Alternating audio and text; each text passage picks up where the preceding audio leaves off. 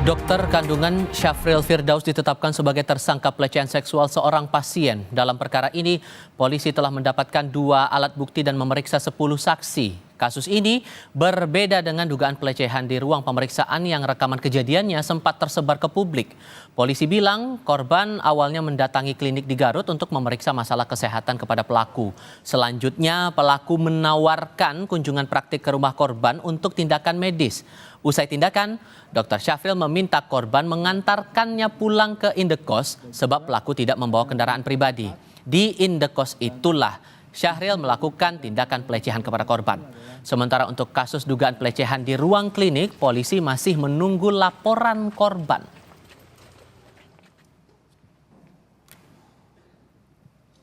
Dilakukan pemeriksaan, kemudian dilakukan juga menyuntik tadi yang disampaikan oleh Bapak Kabid Humas, dan pembayarannya itu dilakukan di tempat tinggal pelaku. Karena tadi pelaku datang menggunakan kendaraan ojek online, pelaku menyampaikan bahwa minta diantarkan pulang kepada korban. Pelaku menawarkan untuk pembayaran itu dilakukan di dalam rumah. Ketika terjadi di dalam rumah, pelaku mengunci pintu, kemudian mendekati korban. Polda Jawa Barat dan Polres Garut mengungkap modus pelecehan seksual yang dilakukan dokter kandungan di Garut. Polisi bilang dari salah satu korban, tersangka melakukan pelecehan seksual di indekosnya setelah menawarkan jasa penyuntikan vaksin di luar klinik. Pelaku pun diduga melakukan pelecehan seksual saat melakukan pemeriksaan USG seperti dalam video CCTV yang viral di jagadmaya. Pelaku juga melanggar prosedur penanganan terhadap pasien. Kepada polisi, pelaku mengaku melakukan pelecehan seksual kepada 4 orang.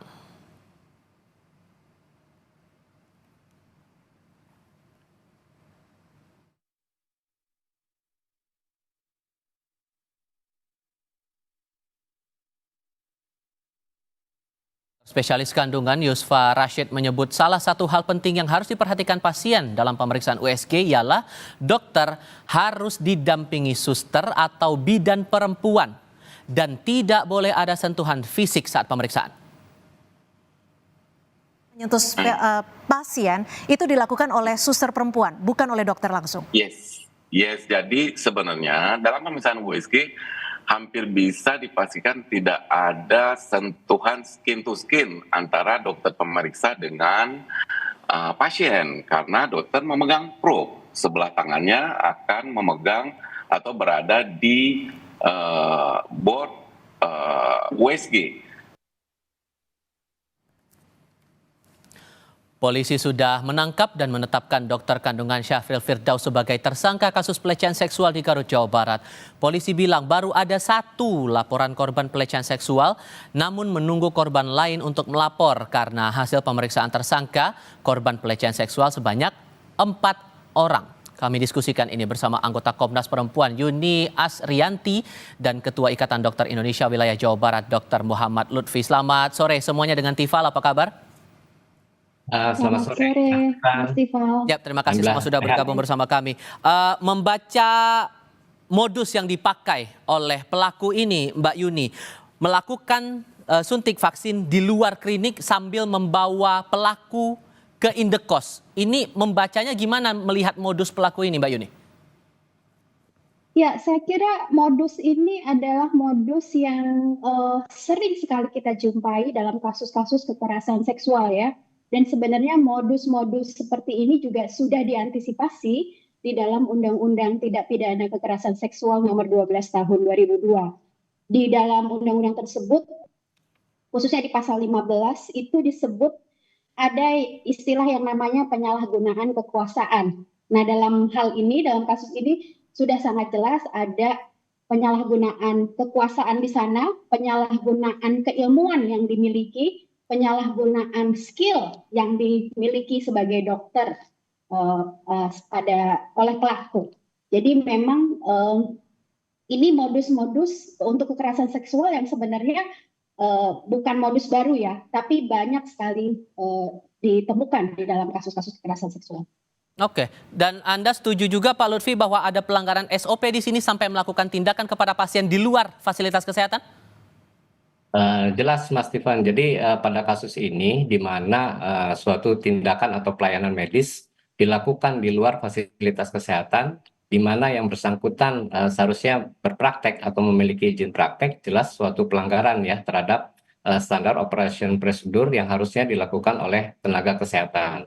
Nah, apalagi pada kasus ini korban juga melakukan tindakan lain di luar fasilitas kesehatan dan tujuannya memang untuk tujuan tertentu yang berbeda dengan tujuan pelayanan. Hmm. Dan juga menjadi perhatian kan tentu ini kan kasus satu kasus. Disebutkan masih ada kasus lain dari korban yang lain tapi sejauh ini belum melapor.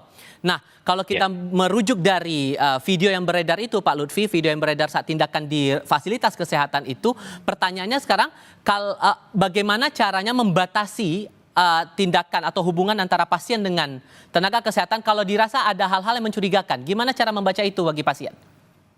Ya, pertama tentunya dalam pelaksanaan pelayanan terlebih dahulu ya, itu standar operation prosedurnya adalah seorang dokter itu harus memperkenalkan diri dulu ya kepada pasien.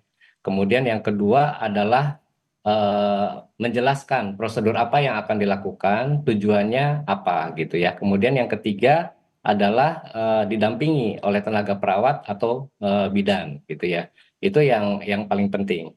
Kemudian yang kedua, hal-hal yang penting untuk masyarakat adalah kami sudah menyampaikan kepada seluruh Ikatan Dokter Indonesia di tingkat kota dan kabupaten di Jawa Barat untuk membuka akses terhadap dugaan pelayanan yang bertentangan, yang pasien duga ini kok tidak sesuai gitu dengan yang seharusnya. Itu kami membuka layanan untuk pasien dapat menanyakan sebetulnya prosedur medis yang betul itu seperti apa sih gitu.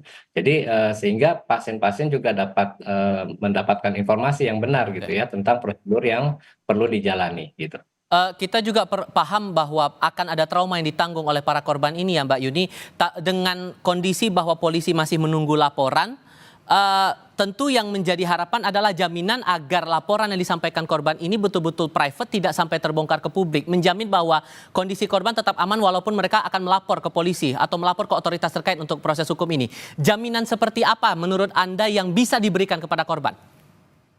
Ya, persis sekali Mas Tifal ya. Di dalam kalau kita bicara landasan hukumnya di dalam Undang-Undang Tindak Pidana Kekerasan Seksual, hak-hak korban termasuk di dalamnya adalah hak untuk mendapat perlindungan, hak untuk dijamin kerahasiaannya gitu.